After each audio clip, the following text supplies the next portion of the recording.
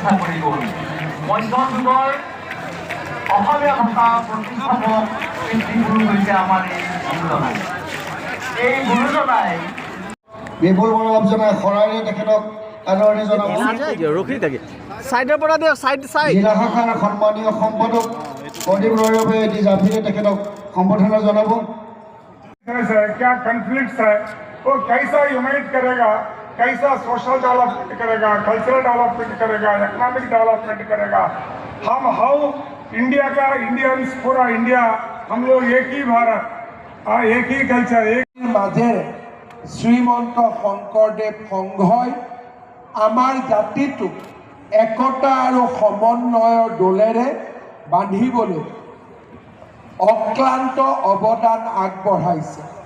শ্ৰীমন্ত শংকৰদেৱ সংঘৰ প্ৰতিখন অধিৱেশনে আমাৰ অসমীয়া জাতিটোক শক্তিশালী কৰিছে আৰু চাওঁতে চাওঁতে সংঘই আজি 100টা বছৰৰ এক পৰিক্ৰমা অত্যন্ত গৌৰৱেৰে সৈতে পাৰ কৰিছে। আজি আমি জামুগুৰিহাটত সংঘৰ 95 সংখ্যক অধিৱেশনত উপস্থিত আছোঁ। তেৰাৰ ওচৰত ভগৱানৰ ওচৰত প্ৰাৰ্থনা কৰিম এনেকৈ যাতে সংঘৰ শতবাৰ্ষিকী অনুষ্ঠানতো উপস্থিত থকাৰ আমাৰ সৌভাগ্য হয়, কাৰণ সংঘৰ 100 মহাপুৰুষ শ্ৰীমন্ত শংকৰদেৱৰ প্ৰেৰণাৰে জন্ম লাভ কৰা অসমৰ জাতীয় অনুষ্ঠান শ্ৰীমন্ত শংকৰদেৱ সংঘৰ 95 সংখ্যক অধিৱেশন জামুগুৰিত অনুষ্ঠিত হৈছিলে। অধিৱেশনত যোগদান কৰিবলৈ পাই মই নিজকে গৌৰৱ অনুভৱ কৰিছোঁ। সুকলমে অধিৱেশনখন পৰিচালনা কৰাৰ বাবে জামুগুৰি ৰাইজক ধন্যবাদ।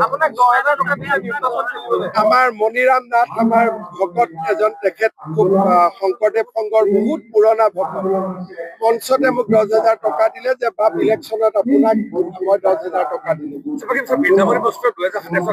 2027ত বৃন্দাবনী বস্ত্ৰ আহিব। আমি এই মাহৰ পৰাই মিউজিয়ামটো বনোৱাৰ কাম আৰম্ভ কৰিম।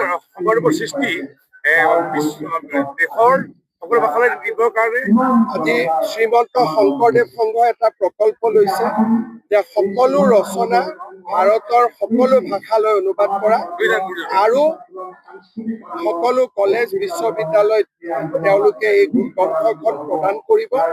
এই গোটেই প্ৰকল্পটোত অসম চৰকাৰে সহায় কৰিব। এইটো হ'ল এটা পৰ্যায়ক্ৰমে আঞ্চলিক শাখা নিৰ্মাণ কৰাৰ বাবে, যাতে শতবাৰ্ষিকীৰ আগতে গোটেইখিনি হৈ যায় 3-4 বছৰত।